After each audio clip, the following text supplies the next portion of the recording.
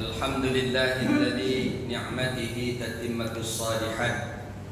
Wa usalli wa usallim ala sayyidis sadat nabiyyina wa habibina wa syafi'ina wa qurrati a'yunina wa maulana Muhammad sallallahu alaihi wasallam ila yaumil mi'ad. Subhanaka la ilma lana illa ma 'allamtana innaka antal alimul hakim. Rabbi yassir wa la tu'assir, ya Rabbi tamim bi khair. Allahumma bika asbahna wa bika nahya wa bika namut wa ilaika nusyur. Asbahna ala fitratil Islam wa ala kalimatil ikhlas wa ala dinin nabiyuna Muhammad sallallahu alaihi wasallam.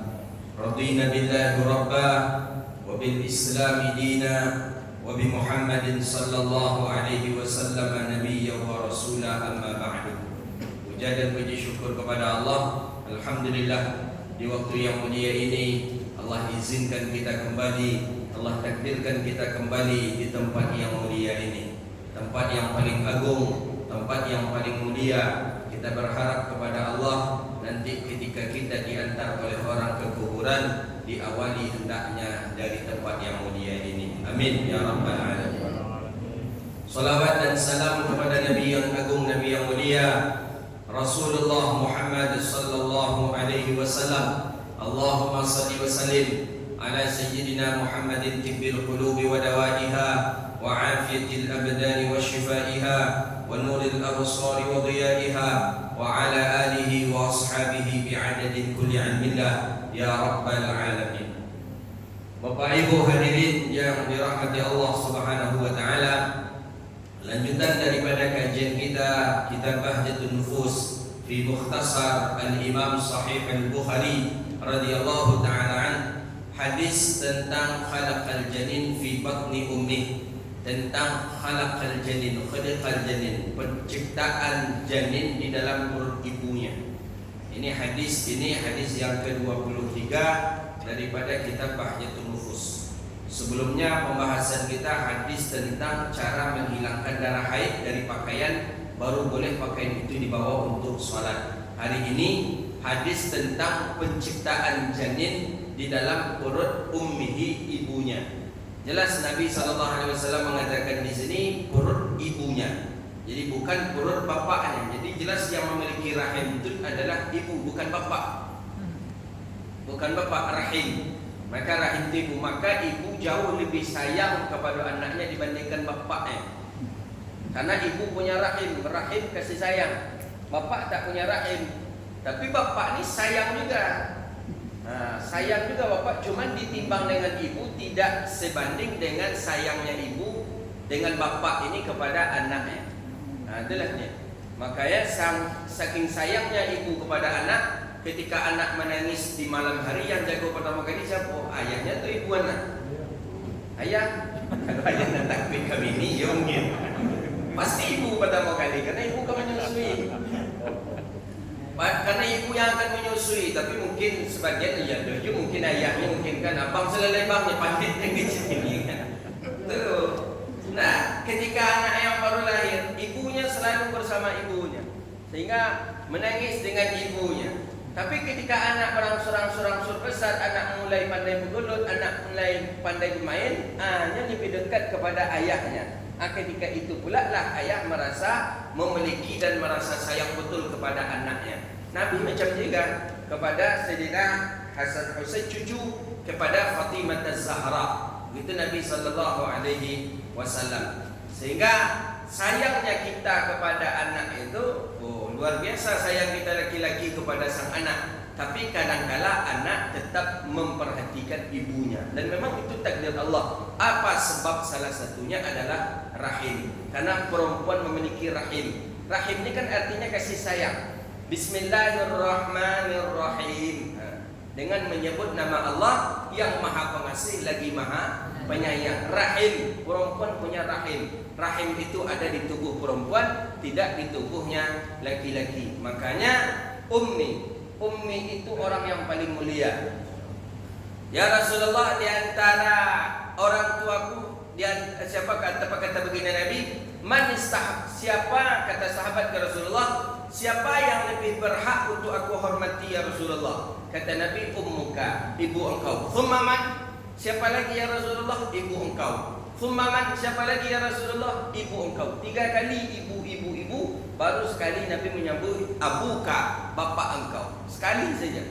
Jadi 3 bandingan ibu ni dengan 1 bapak, dengan kasih sayang yang ada pada ibu. Maka Nabi mengatakan ummuka, ibu engkau, ummuka, ibu engkau, ummuka, ibu engkau. Makanya perempuan itu orang yang paling mulia. Salah satu penyebab mulianya perempuan karena perempuan memiliki rahim.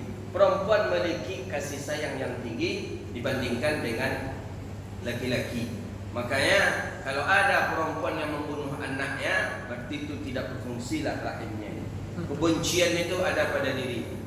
Jadi perempuan ini orang yang paling mulia, ibu orang yang mulia. Makanya saking mulianya para ibu ini dikhususkan satu surah dalam Al-Quran bernama surah An-Nisa. An-Nisa adalah surah perempuan. Itu tanda bahwa perempuan itu adalah orang mulia. Di Quran ada surah Ar-Rijal, tak ada. Tak ada surah laki-laki, tak ada. Tak ada. Padahal diturunkan kepada Nabi Muhammad SAW, maka dikhususkanlah satu surah bernama surah An-Nisa. Jadi perempuan itu orang yang mulia. Maka di sini disebutkan oleh Imam Abi Jamrah hadis tentang penciptaan janin fi batni ummihi, di batni ummihi, di dalam perut ibunya. Tidak disebutkan asal. Di perut ibu itu kan tempat menumpang saja. Asalnya dari mana? Asalnya dari punya bapak. Kenapa tidak disebutkan bapak? Begitulah kira-kira bapak ini tak begitu diperhitungkan. Tidak diperhitungkan bapak ini. Yang diperhitungkan ibu pada ibu ke dari bapak itulah tadi. Dari punya bapak baru bisa diam di tempat ibu. Tapi yang diingat dalam hadis itu ibu fi batni ummihi, dalam perut ibunya.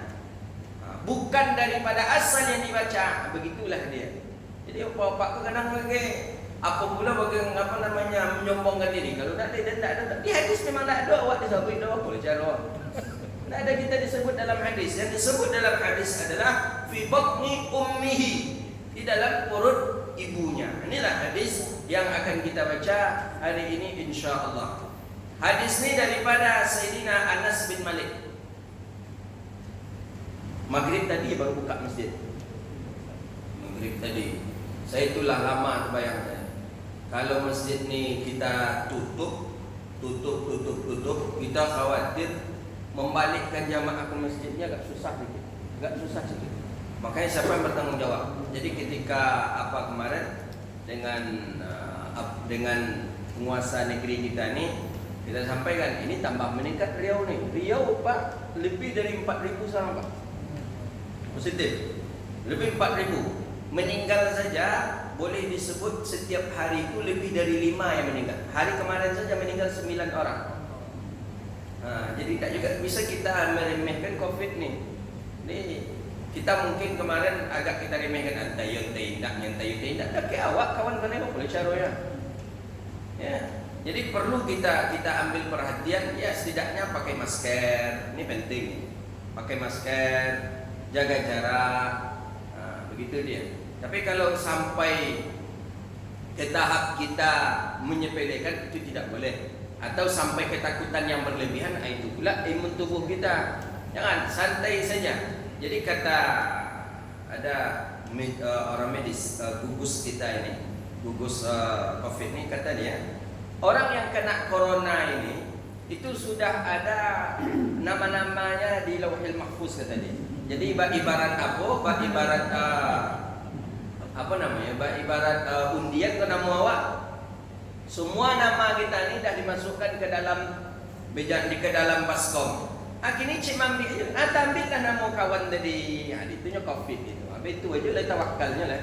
Sama dengan batu yang turun ketika orang-orang Abrahah ingin menghancurkan Ka'bah. Datanglah batu dari neraka jadi untuk menghanguskan mereka. Batu tadi lah tertulis namanya. Aku sebulan Pak kanainya di batu tadi. Batu kau sebulan nama kau kanai mulanya. Begitu dia. Jadi usaha ikhtiar penting. Jadi salah satunya memakai masker. Pakai masker, jaga jarak, cuci tangan. Cuci tangan ini penting sekali, Pak. Cuci tangan itu penting sekali. Sebelum makan kita keluar dari masjid, nak masuk masjid, cuci tangan. Jangan sampai memegang wajah kita kalau belum kita menyuci tangan kita. Jangan sampai. Dia yang paling kuat itu sebenarnya air liur kita ini. Air liur, udara dengan teman kita.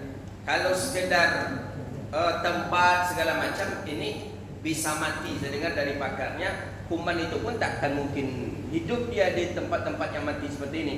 Tapi di dalam tubuh dia akan hidupnya. Itulah berdoa kepada Allah, mudah-mudahan Allah jauhkan bala ini, Allah hindarkan bala ini, dan Allah angkatlah bala ini. Orang yang sudah kena COVID mati syahid. Meninggalnya dalam keadaan syahid, meninggal dalam keadaan syuhada. Orang-orang pilihan Allah juga meninggal dalam keadaan syahid. Jadi meninggal syahid itu bukan mati hina, itu mati mulia. Jadi meninggal karena COVID itu termasuk perkara yang mulia karena dia meninggal dalam keadaan sakit. Kata baginda Nabi, orang yang meninggal dalam keadaan sakit walaupun daripada sakit perut, maka dia dianggap mati syahid. Orang yang mati syahid, salah satu daripada fadilah orang mati syahid, Allah tidak akan azab dia di dalam kuburnya. Dikubur saja, nanti dari kiamat akan dibangkitkan kembali. Begitulah pendapat hadis Nabi sallallahu alaihi wasallam. Cuman mati syahid COVID, dia minta kalau mati COVID ke pulau awak lah. Kalau gitu ada COVID aja lah Ustaz, jangan. Itu tak lah boleh. Itu bunuh diri pula kita namanya. Ya. Jadi ada dapat obat. Serahkan kepada Allah. Ikhtiar itu penting. Jadi ikhtiar itu penting sekali. Bayangkanlah 4,000 lebih Pak, setiap hari meninggal. Jadi yang dikhawatirkan oleh pemerintah kita ni, dah kehabisan tempat ni. RSUD dah full, hotel-hotel rumah sakit swasta sudah di booking, sudah berisi. Kemudian hotel-hotel sekarang lagi Pak, hotel-hotel sekarang akan disewa untuk dijadikan tempat isolasi. Yang terpikir yang membuat kekhawatiran dan ketakutan pemerintah kita apa Bapak Ibu yang dirahmati Allah? Sekarang kan sudah mulai para medis kena nih, kena. Ada yang perawat meninggal, ada yang dokter meninggal. Ini para medis ni orang yang garda terdepan berjumpa dengan orang COVID. Kalau kasusnya, naudzubillah, mudah-mudahan Allah jauhkan kita. Seperti Jakarta umpamanya, medis tak berapa meninggal di Jakarta. Karena di Jakarta masih banyak dokter-dokter yang ahli, perawat-perawat masih banyak. Kita di Riau. Kalau banyak pula meninggal dunia para medis, dokter, perawat, akhirnya yang sakit semakin banyak. Siapa kira-kira yang akan mengobati yang sakit ini? Itu perlu kita pikirkan itu. Kemana nak kita cari? Oh, minta tolong ke Jakarta. Orang Jakarta takkan mengirim medis. Paling yang akan dikirim oleh Jakarta nanti obat.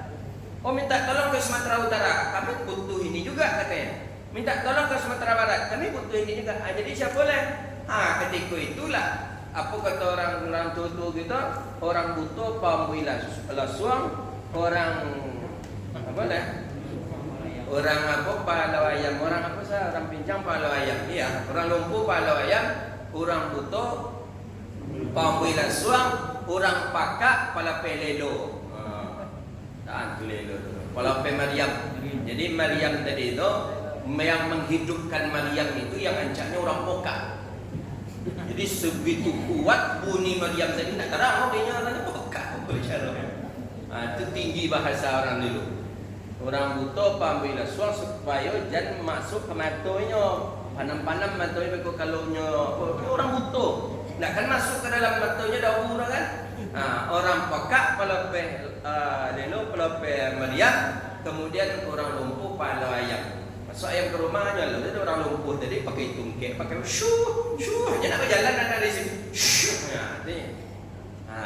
Kita takut khawatir ada masa itu tu ada di Riau karena medis tak ada lagi.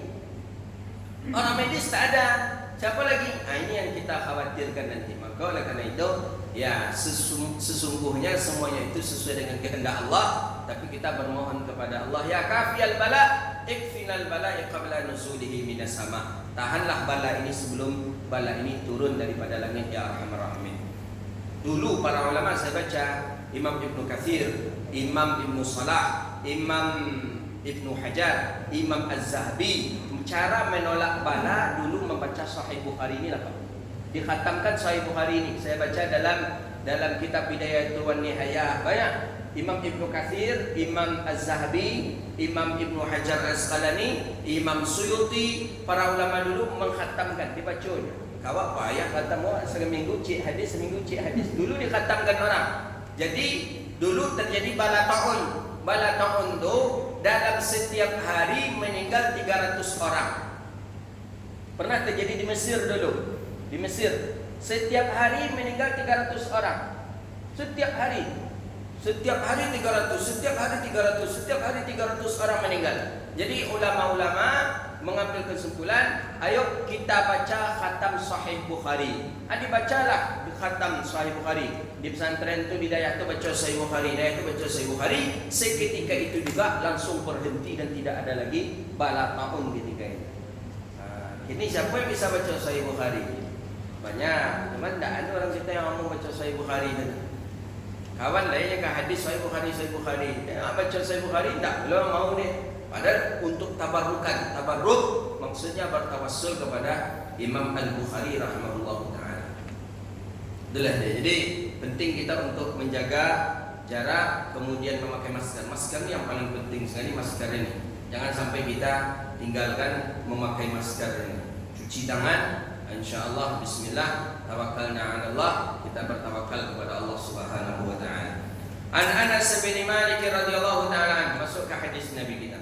Anas bin Malik beriwayat hadis. Anas bin Malik ni usia 8 tahun sudah menjadi pembantu Nabi.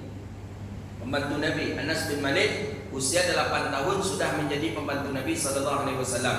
Kemana Nabi pergi dia ikut. Maka dapat doa dari Nabi sallallahu alaihi wasallam. Allahumma, kata baginda Nabi, Allahumma barik fi umrihi wa barik fi malihi wa barik fi auladihi. Berkahilah anaknya ya Allah, berkahilah rezekinya ya Allah, berkahilah umurnya. Umur Anas bin Malik meninggal dunia 130 tahun. Kemudian anak Anas bin Malik dengan cucunya 131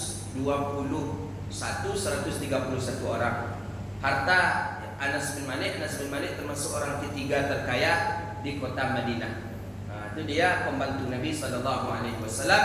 Wa sahibun na'alihi syarif, dikenal juga dengan orang yang memegang sandal Nabi. Jadi Nabi kemana aja yang memegang sandalnya adalah Anas bin Malik. Jadi sehingga nampak oleh sahabat di ketiak Anas bin Malik. Jadi Anas bin Malik kemana pun Nabi masuk, tu Anas bin Malik memegang terompa Nabi. Di ketiaknya tadi terompa Nabi sallallahu alaihi wasallam. Dijagonya terompa Nabi oleh Anas bin Malik. Sandal Nabi, sandal yang paling mulia. Sehingga ulama tasawuf mengatakan lebih mulia daripada Jibril katanya. Itu sandal Nabi. Apa mulia Jibril? Jibril cuma sampai kepada Sidratil Muntaha, tidak sampai ke Mustawa, tidak sampai ke Rafraf. Sandal Nabi sampai ke Sidratil Muntaha, sampai ke Mustawa, sampai ke Rafraf, sampai. Maka Imam Baihaqi menukilkan satu buah bait syair tentang kemuliaan sandal Nabi. Sayyidina Isa alaihi salam munajat kepada Allah buka sandal. Nabi Muhammad ketika Isra Mi'raj langsung memakai sandal. Jadi mulia mana? Mulialah daripada sandal Nabi Muhammad sallallahu alaihi wasallam. Sandal yang mulia itulah dibawa oleh Sayyidina Anas bin Malik dari Kemanopay. Dijago dengan sandal Nabi. Begitulah akhlak Anas bin Malik kepada Rasulullah sallallahu alaihi wasallam. Itu dia akhlak. Jadi memang dijago dengan sandal Nabi. Itu pula yang diamalkan oleh sebagian para masyaikh. Saya tengok khadam-khadam syekh, murid-murid syekh yang ada di Makkah, saya perhatikan dia di Mesir. Ketika syekh masuk masjid, sepatu syekh tadi langsung diselamatkan muridnya. Diselamatkan, dibawa lah kemana-mana sampai ke tempat pengajian. Begitu akhlak daripada akhlaknya para masyaikh dahulu.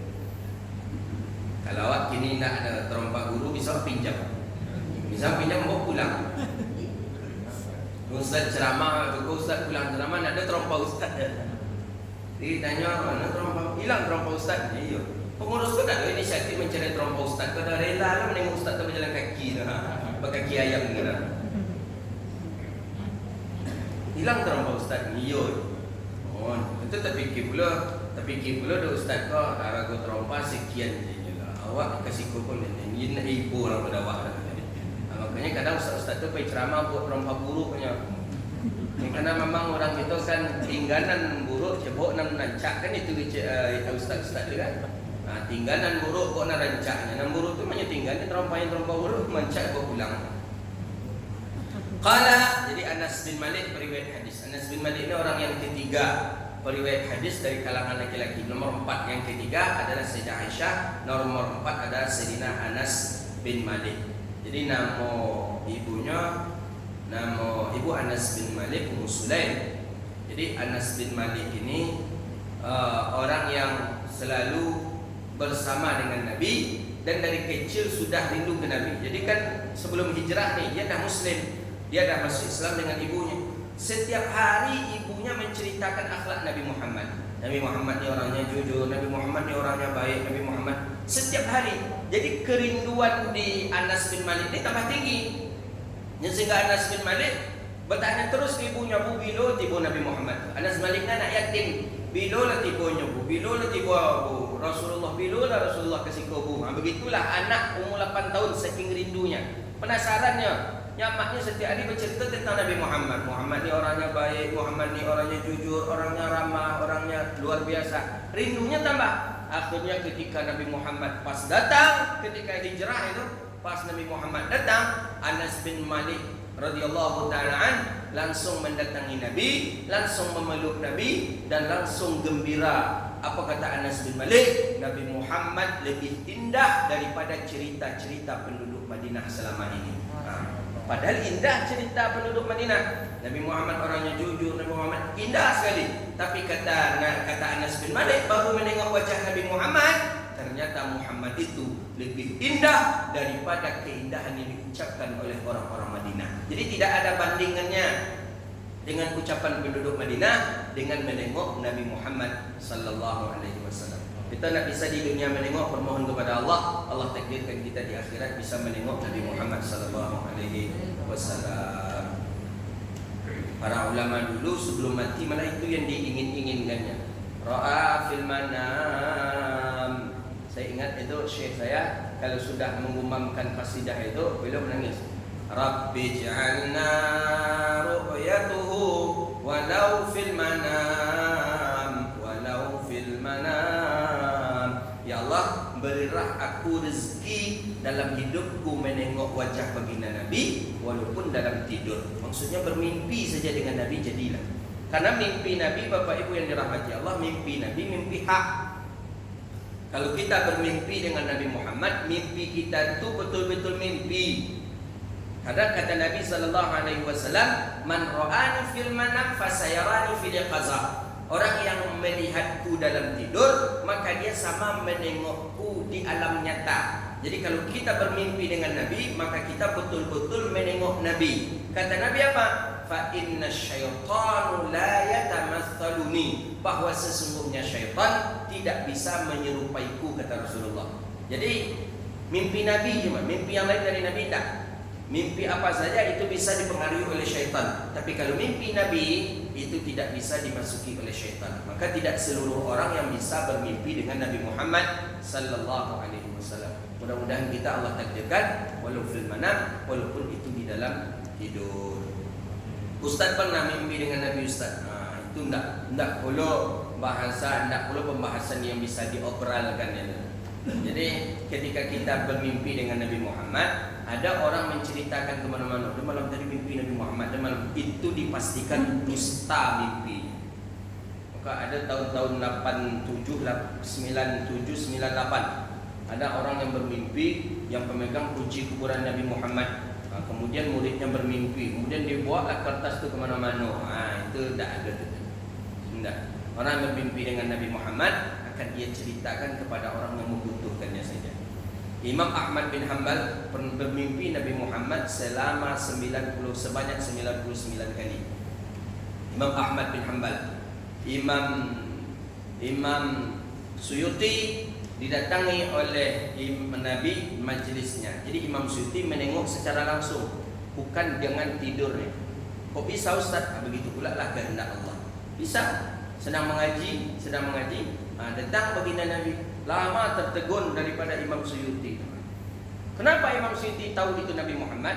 Karena dengan hadis-hadis yang ribuan dibaca oleh Imam Suyuti, seluruhnya itu ada pada Nabi Muhammad dan mengeluarkan harum-haruman, kemudian pergi lagi. Jadi kata murid, Syekh, kenapa engkau lama tadi menung Syekh? Kata Imam Suyuti, aku menengok Nabi Muhammad sallallahu alaihi wasallam berdiri di berdiri. Imam Suyuti berdiri, kalau tak salah. Imam Suyuti berdiri. Padahal Imam Suyuti itu mengajar puluhan tahun tak pernah berdiri. Sekali berdiri, lama berdiri macam ini. Imam Suyuti. Murid bertanya, Syekh, kok engkau berdiri tadi Syekh, ada apa? Kata Imam Suyuti, aku menengok Nabi berdiri di dekat pintu, maka aku pun berdiri. Jadi semua hadirin membaukan baunan harum, padahal orang tak ada pakai parfum, tak ada membakar bukhur. Itulah. Terakhir kisah guru dari guru saya, Syekh Saleh Ja'fari di Mesir. Syekh Saleh Ja'fari begitu juga. Dalam majlis pengajian beliau, ada baginda Nabi sallallahu alaihi wasallam dan beliau juga yang tahunya. Tapi baunya tidak semua murid yang membaunkan. Satu orang murid itu adalah guru saya, Profesor Dr. Syekh Fathi Hijazi. Begitu ini. Itu orang-orang mulia, orang-orang pilihan dapat menengok Nabi sallallahu alaihi wasallam. Awak Nabi nak bisa tengok ada, kalau Nabi lain. Ada orang maju bilang Nabi gitu. Tu Nabi itu kalau orang maju tu tadi tu lah tu. Namanya Muhammad, cuma tak demo Muhammad kalau orang maju tu Nabi dia. Oi Nabi ke mana? Noleh kata dia. Tak Muhammad di mana? Ada namanya Ibrahim. Aku punya ustaz namanya Ibrahim. Bagus ilmu mantiknya. Nah, Ustaz Ibrahim tu kalau diimbau dek orang rumah ya, diimbau dek kawan-kawannya, nah, Ustaz Ibrahim mana? Nah Ibrahim nah Nabi. Nabi, mana Nabi tadi? Itu daripada macam Nabi gitu. Yusuf alaihissalam. Qala, kata Nabi sallallahu alaihi wasallam, hadisnya sahih di Sahih Al-Imam Al-Bukhari. Inna Allah Ta'ala wakala birrahimi. Sesungguhnya Allah Ta'ala mewakilkan birrahimi dengan rahim. Rahim maksudnya rahim seorang ibu. Malakan saat akan seorang malaikat. Yaqul, malaikat tadi berkata, ya Rabbi nutfatan, ya Allah, nutfah segumpal daripada darah, ya segumpal daripada sperma. Ya Rabbi alaqah, Tuhanku alaqah, itu kata malaikat alaqah, jadi segumpal darah. Ya Rabbi mudghah, ya Rabbi mudghah, jadi pula lah segumpal daripada daging. Fa idza aradallahu an yaqdiya, maka apabila Allah menghendaki penciptaan itu, qala adzakarukum am untha, laki-laki atau perempuan, syaqiyyun am sa'id, sengsara atau dia bahagia, famal rizqu famal ajal, berapa rezekinya, famal ajal, berapa usianya, fayaktuba fi batni ummih, dan itu ditulis di dalam perut ibunya. Itu kata hadis Nabi. Jadi Nabi menjelaskan bahwa malaikat Allah utus ke dalam rahim ibu. Maka rahim ibu itu rahim mulia. Malaikat Allah utus ke dalamnya. Malaikat tadi mulai dari awalnya sudah ada malaikat. Ya Rabbi nutfah, mulai dari sperma tadi masuk, ya Rabbi nutfah kata malaikat. Berubah dia 40 hari setelah itu, alaqah, ya Rabbi alaqah kata malaikat. 40 hari setelah itu, ya Rabbi mudghah. Jadi sebanyak 120 hari malaikat masih bermain-main di dalam perut sang ibu. Begitu dalam hadis ini. Masih bermain-main malaikat di dalam perut sang ibu selama 120 hari. Setelah itu barulah al-qurukum adzakaru au untha, laki-laki atau perempuan, syaqiyyun am sa'id, anaknya nanti bahagia atau sengsara. Faman rizq, berapa rezekinya hidup di dunia. Jadi rezeki kita di dunia itu lah diselesaikan. Jadi berapapun kita nak usaha banyak, kalau tidak itu dari rezeki kita, maka kita tidak akan pernah mendapatkannya. Oh, lado mahal, ancak bertanam lado awak 2 hektar. 2 hektar, berharap masih mahal. Baru lado kau mulai berputik, mulai mahal, masih mahal. Mulai berbuah, masih mahal. Pas lado awak masak, rupanya lado jatuh. Pernah Awak anggapan dilado ko rezeki awak kalau panen beton beratus juta duitnya. Rupanya ketika awak panen arago lado jatuh. Berarti bukan di sana rezeki kita. Jadi kalau memang rezeki sudah ditentukan oleh Allah, untuk apa awak bekerja oleh Ustaz? Manusia itu dianjurkan al-iktisab. Dianjurkan berusaha. Kalau mau diikut kaidahnya di rumah aja datang rezeki. Oh, tak bisa pada itu. Dianjurkan kita berusaha. Sedangkan ayam saja pagi lepai mencari kerajaan, lepai mencari nafkah ya. Lanjut koke-koke dia tu. Ayo koke-koke apa nama bahasa Indonesia? Ngakas-ngakas. Mana pai dicari dia? Dapat cacing dia ambil, dapat cacing dia ambil. Usaha. Manusia usaha. Hewan makhluk yang tidak ada akal usaha. Manusia mesti usaha. Harus ada usaha kita. Ini rezeki kita. Maka kata Syekhuna Imran As-Samad, kata guru saya rahimahullah sudah wafat meninggal dunia, Syekh Imran As-Samad, beliau mengatakan bahwa rezeki kita ni ibaratkan di satu tong besar. Jadi ketika kita dalam perut ibu, diletakkanlah dalam tong besar rezeki kita tadi. Itulah rezeki yang mesti kita habiskan. Habiskanlah rezeki. Habis rezeki itu barulah kita meninggal dunia. Ada rezeki itu itulah ada lubangnya satu. Ada lubang pun namanya PNS. Ada lubangnya dua, namanya jualan. Ada lubang yang ketiga punya kebun sawit. Ada lubang yang keempat. Semakin banyak lubang, maka semakin cepatlah habis rezeki yang ada di tonggo kecil beliau. Maka hati-hati bapak nan terlampau banyak rezeki, hati-hati kok. Capek habis air dalam tank tadi, capek habisnya. Jadi kalau begitu Ustaz, cak cie aja dulu Ustaz kerannya. Iya, cak cie aja kerannya. Tapi keran yang cie itu kok lay jole. Maksudnya lay memang mengalir air itu. Itu menurut Syekh Imran tadi. Jadi lama. Jadi kalau begitu Syekh, semakin banyak kita mencari rezeki usaha, berarti semakin cepat habis rezeki kita. Iya kata beliau. Kalau begitu tak bisa awak. Kalau awak kan tak, awak kan saja awak cuba. Mengalir awak cuba juga. Bakabun sawit awak cuba juga. Bakolam ikan awak cuba juga. Bakandang ayam tu dia teh awak cuba juga. Sodo kita cuba. Ternyata itu bagian daripada mempercepat daripada habis rezeki yang ada di tong itu. Itu menurut beliau, begitu dia. Menurut kajian beliau yang beliau terima pula dari guru-guru beliau. Gitu. Cuma kalau di hadis ini tidak, di hadis ini disebutkan bahwa rezeki dicatat saja. Berapa rezeki untuk si fulan rezekinya sekian. Sekian itulah mesti dihabiskan oleh seseorang itu. Wa ajalun, ajal si fulan ni umurnya sekian. Umur sekian itulah.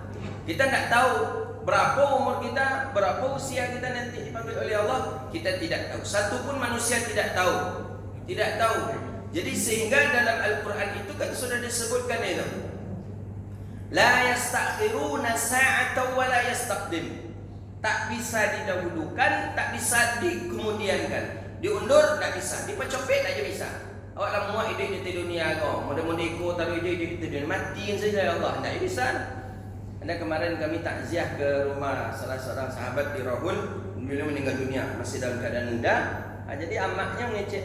Kecik amaknya ni ambo sila dulu ya Allah. Jangan anak ambo lah ya Allah. Karena memang anak ni tulang punggung dia. Sampai ke kuburan itu dia sila mati, dia sila janda mati. Tak bisa. Walaupun minta-minta mati tak bisa. Sesuai dengan kadar ajal yang ada. Faitab fi batni ummi, dan itu ditulis di dalam perut ibu kita. Cuman ada perbedaan ulama. Malaikat ini setelah jadi 120 hari ada malaikat atau dari awal. Ulama yang pertama berpendapat dari awal sebagaimana bunyi hadis. Ulama yang kedua berpendapat setelah diciptakan atau jadinya 120 hari. Ba'da mi'ata wa ishrin, setelah 120 ditiupkan ruh, ketika itulah ada para malaikat yang menuliskan untuk kita. Tapi intinya perkara ini ada dan tidak bisa kita pungkiri bahwa malaikat itu ada dan pernah berada di dalam perut ibu kita. Maka perut perempuan itu adalah mulia, mulia sekali karena ada janin di dalamnya. Maka oleh karena itu perempuan banyak sekali posisi yang Allah ampuni dosanya. Ketika anak lahir, awallah dulu ketika anak dalam perut ibunya. Ibunya ini diampuni dosanya oleh Allah. Ketika hamil saja dosa perempuan ini diampuni oleh Allah. Capeknya dihitung ibadah, terganggu tidur, mual, muntah, pahit segalanya, tak ada selera enak, Allah ampuni. Setelah itu melahirkan, Allah ampuni pula dosanya lagi. Dalam melahirkan ketika itu pula lah sang ibu proses yang ketiga. Ibu menyusukan anak selama 2 tahun. Sekali menyusukan anak saja lebih afdal daripada qiyamul lail bagi ibu tadi. Ya, lebih afdal daripada dia melakukan tahajud. Apalagi dia bangun malam hari dia susukan anaknya, luar biasa. Maka yang paling banyak yang untuk melakukan amal kebaikan pahala adalah seorang ibu. Ibu yang paling banyak yang mendapatkan pahala dari Allah Subhanahu wa taala. Maka oleh karena itu yang paling banyak yang akan masuk ke dalam surga Allah nanti juga dari kalangan perempuan. Cuma tak dibunyikan di hadis. Yang dibunyikan di hadis adalah dari kalangan perempuan masuk ke neraka. Karena memang bilangan perempuan itu banyak.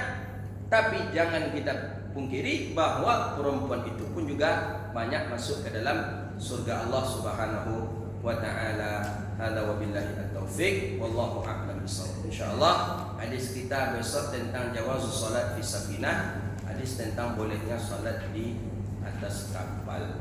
Hadza wabillahi taufik. Assalamualaikum warahmatullahi wabarakatuh. Waalaikumsalam. Yang saya tanyakan masalah ajal tadi. Tadi dikatakan bahwa telah dituliskan waktu di dalam rahim. Bagaimana dengan yang orang yang melakukan bunuh diri? Apakah itu memang juga sesuai dengan yang dituliskan? Iya. Jadi bagaimana dengan orang-orang yang bunuh diri dia? Kan ajal itu sudah ditetapkan di alam rahim kita. Ajal sekian, ajal sekian. Bagaimana dengan orang yang bunuh diri? Apakah dia sendiri yang menentukan ajal kematiannya atau macam mana? Tidak.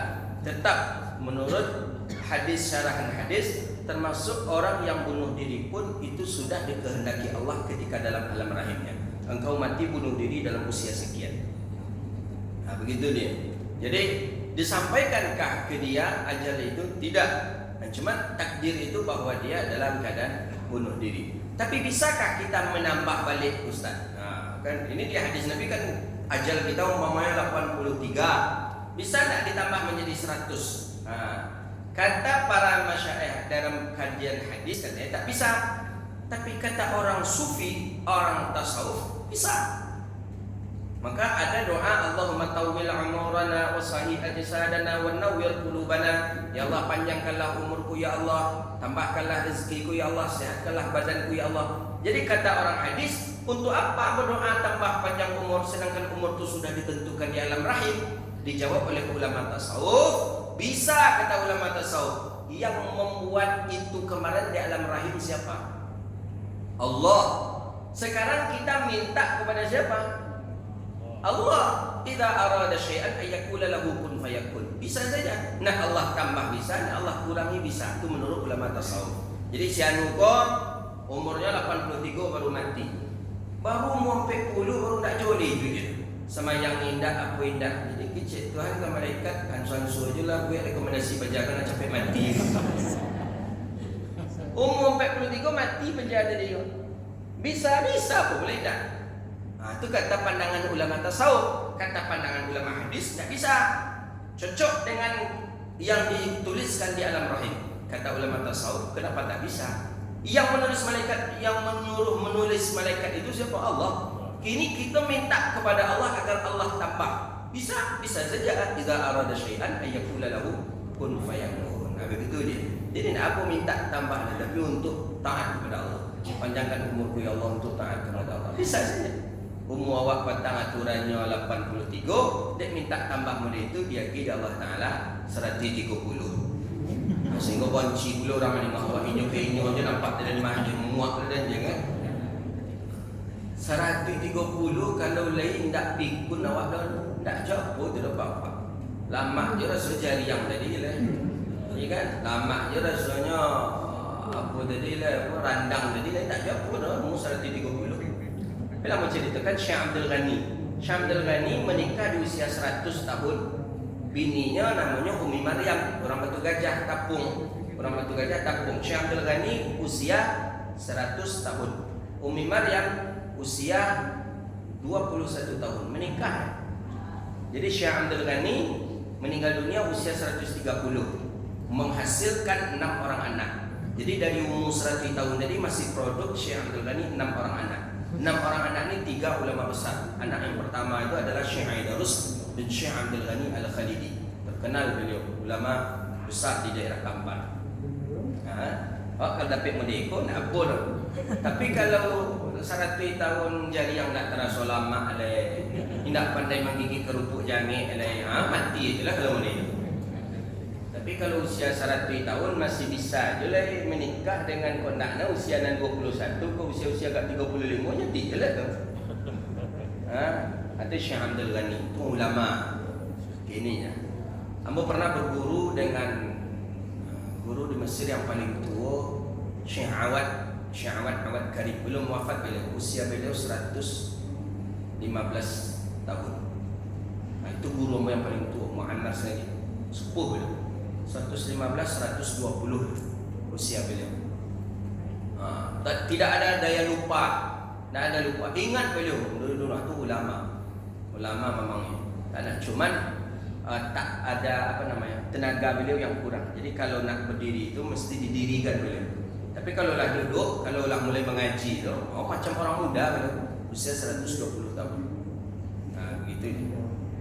Jadi kalau lain, ya nak apa minta doa, Allahumma tawwir umurana wa sayyid jasadana wa nawwir qulubana ila al-khairi qarribna wa 'anil syarri ab'idna. Kan banyak para orang-orang saleh berdoa dengan kalimat doa seperti itu. Baik. Itu saja kajian kita.